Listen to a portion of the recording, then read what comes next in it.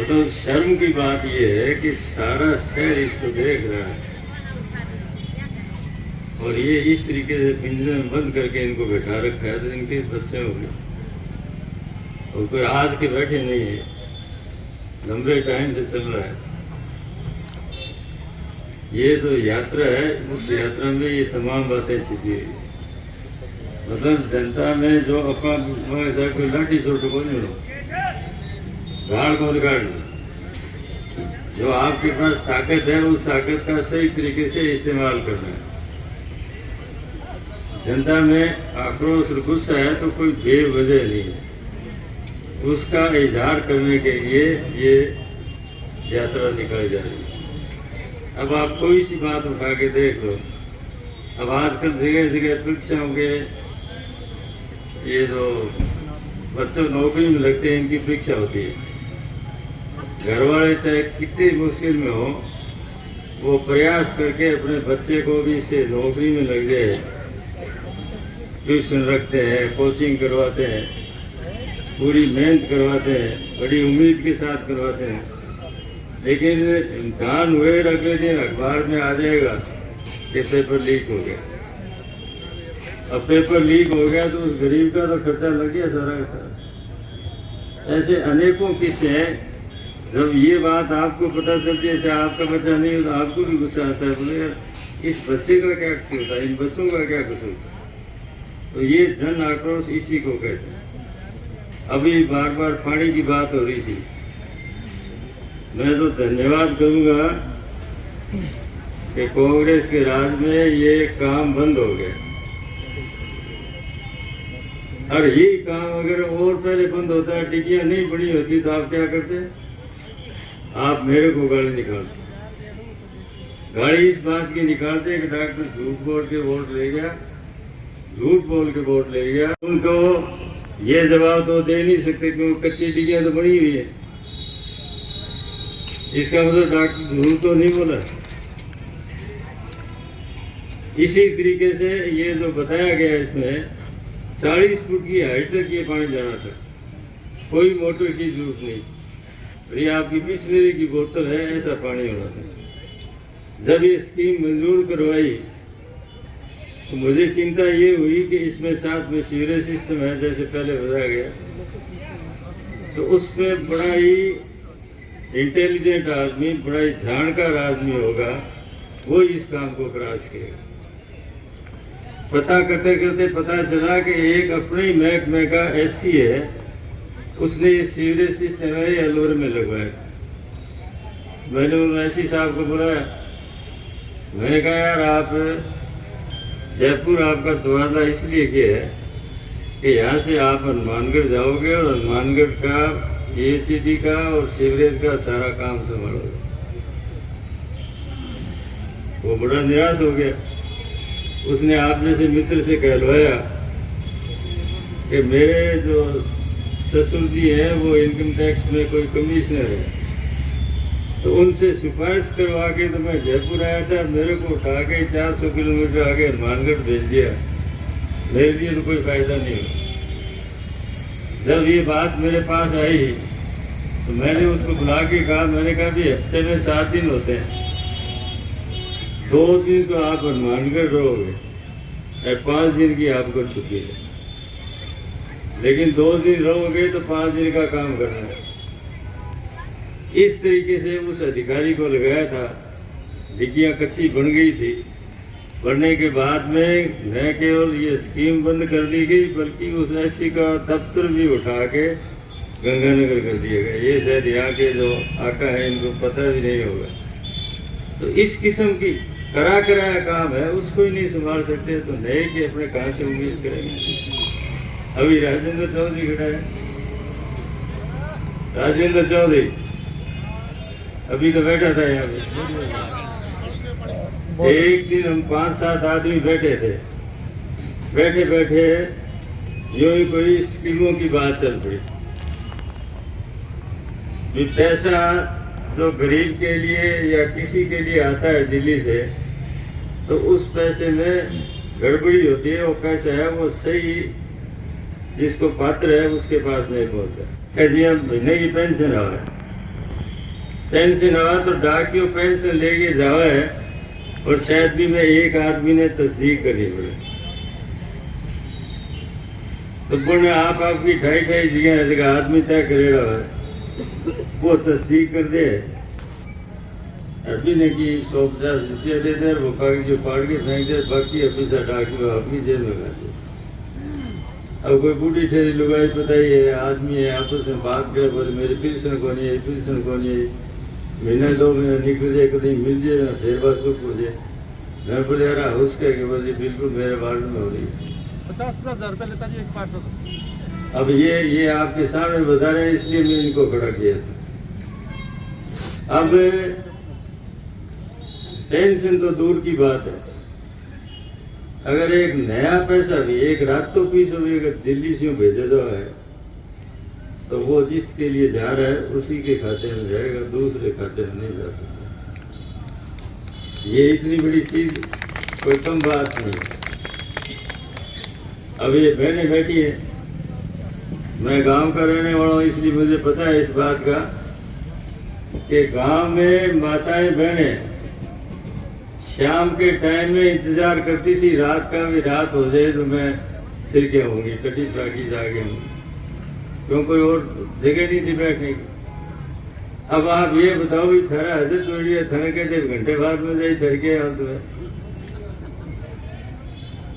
आज घर घर आपके शौचालय बना दिए गए। ये इतनी छोटी चीज को कोई नोट नहीं कर सकता। अभी प्रधानमंत्री आवास योजना में 1.5 लाख रुपए देना रहे और अभी मैं तो वो मेरे मोड़ खड़ा पक्का मकान की बात कहने लगे पक्के मकान भी दिए पक्के शौचालय भी दिए लेकिन बीच में बोल गए वो मेरे लोग तार है जो बोला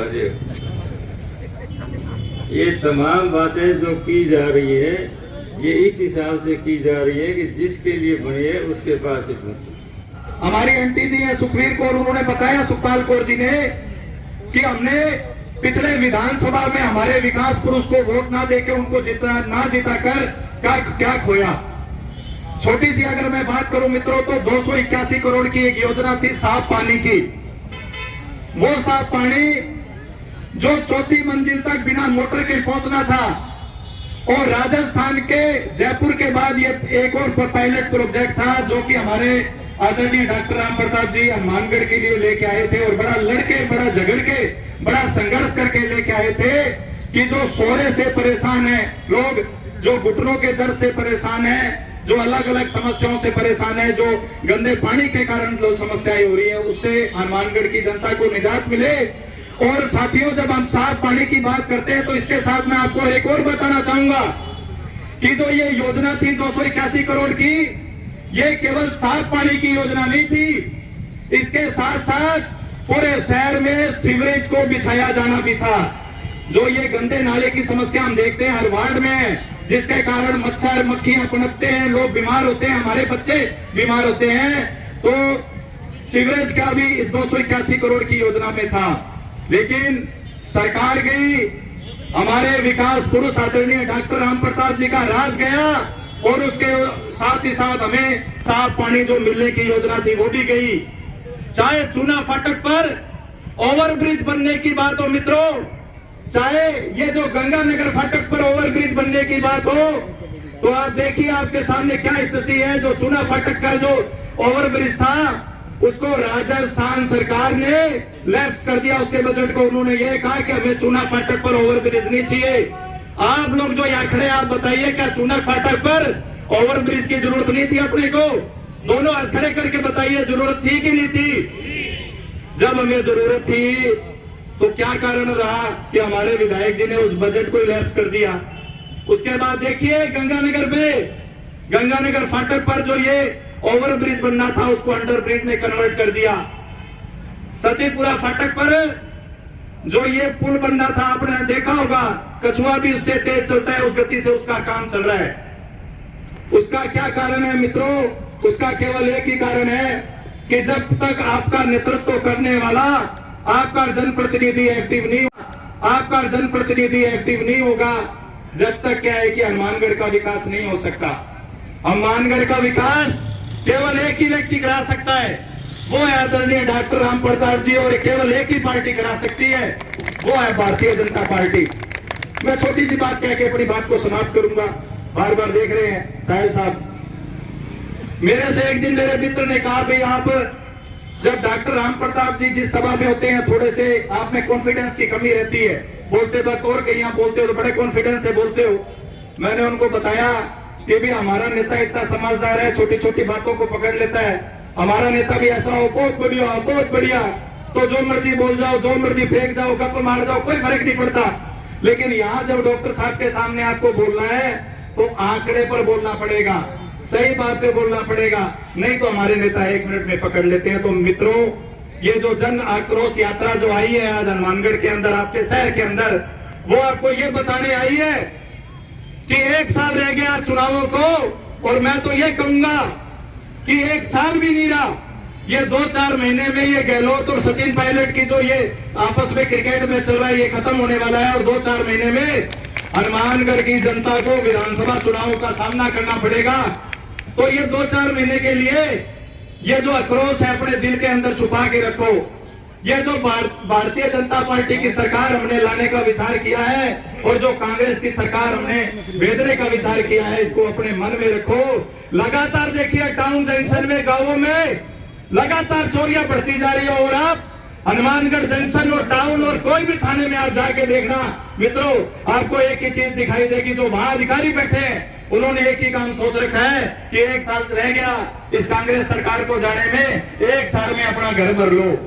चाहे वो प्रशासन हो, चाहे वो पुलिस हो, उनको पता है कि 1 साल बाद भारतीय जनता पार्टी की सरकार आएगी और भारतीय जनता पार्टी की सरकार में आदरणीय डॉक्टर राम प्रताप का राज आएगा, तो किसी को चोरी करने का मौका नहीं मिलेगा। इसलिए कमर कस लो। हमारे जो आज ये भारतीय जनता पार्टी के शहर के जो नौजवान मेरे बीच बैठे हैं, जो बुजुर्ग बैठी हैं, जो महिलाएं बैठी हैं, उनसे मैं आह्वान करता हूं कि भारतीय जनता पार्टी को आने वाले विधानसभा चुनाव में जिताइए। अपना शहर तरक्की करेगा सही मायनों में, नाम के लिए चंडीगढ़ नहीं कि नालियां बह रही है। मैं रहता हूं साथियों गोल्डन सिटी में, वार्ड नंबर 48 में। वहां पर विधायक जी के पड़ोस में एक सड़क है, मेरे हमारे गोल्डन सिटी के अंकल जी आए हुए, परमजीत जी, ये भी इससे परिचित है, और भी आए हुए हैं। वहां से निकलने के लिए ट्रैक्टर का इस्तेमाल करना पड़ता है, मोटरसाइकिल और कार निकलने की जगह नहीं बची मित्रों, क्योंकि कारण है विधायक जी का दीवार मत बचानी है, विधायक जी का मकान बचाना है। उस चक्कर में हमारी golden city side ward number 48 की उस सड़क को बर्बाद कर दिया। तो इन सब चीजों से यदि हमें निजात पानी है तो केवल और केवल भारतीय जनता पार्टी की सरकार लाइए और भारतीय जनता पार्टी के हाथ मजबूत करके आदरणीय डॉक्टर राम प्रताप को जिताइए। निश्चित रूप से हमारा जो हनुमानगढ़ है वो आगे से आगे तरक्की करता जाएगा। इसी बात के साथ मैं अपनी बात समाप्त करता हूं। जय हिंद, जय भारत। डॉक्टर साहब की एक खासियत है, खूबसूरती है कि वो पहली बात तो वो जात पात में विश्वास नहीं रखते, सबको समान समझते हैं।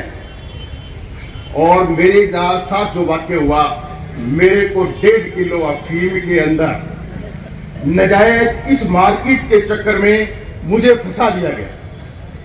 आज अगर मैं यहां खड़ा हूं तो मैं डॉक्टर साहब की बदौलत ही आज यहां खड़ा हूं। डॉक्टर राम प्रताप जिंदाबाद, डॉक्टर राम प्रताप जिंदाबाद।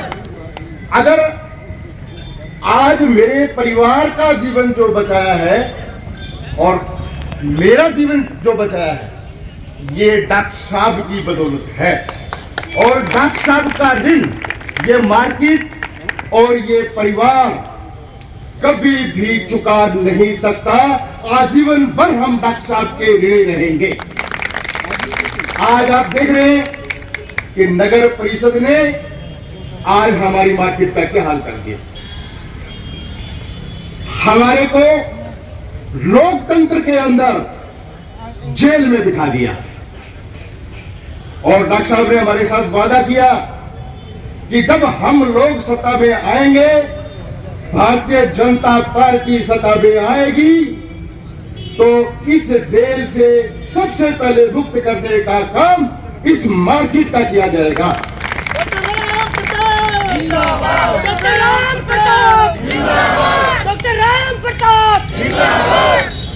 साथियों, आज ये जो दुकानें आप देख रहे हैं, आज जो 500 आदमियों की रोजी रोटी जो यहां चल रही है, वो डॉक्टर साहब की बदौलत है।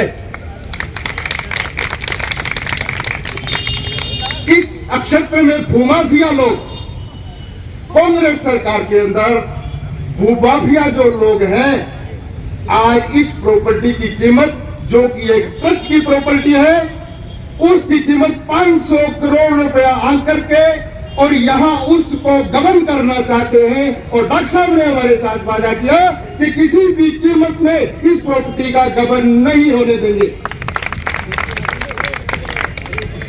डॉक्टर साहब में जो योग्यता है, डॉक्टर साहब एक आम आदमी के लिए कैसे लड़ते हैं, आपने बेखूबी देखा है, अखबारों में पढ़ा है। एक आम आदमी के लिए जो है गोलगप्पे बेचने का काम करता है, उस आदमी के लिए लड़ाई लड़ी। तो आप डॉक्टर साहब की योग्यता को पहचान सकते हैं। अगर इस शहर का विकास, अगर इस हनुमानगढ़ का विकास अगर कोई कर सकता है तो डॉक्टर साहब के अलावा कोई नहीं कर सकता, क्योंकि किसी के अंदर इतनी योग्यता ही नहीं है कि पैसा कहां से लाना है। इस आर्या जी के जब पद को इनको समझाया तो एक भी शहर की प्रॉपर्टी को बेचने नहीं दिया और सारा काम वैसे की वैसे करो। और कितनी बड़ी बड़ी योजनाएं डॉक्टर साहब लेकर के आए।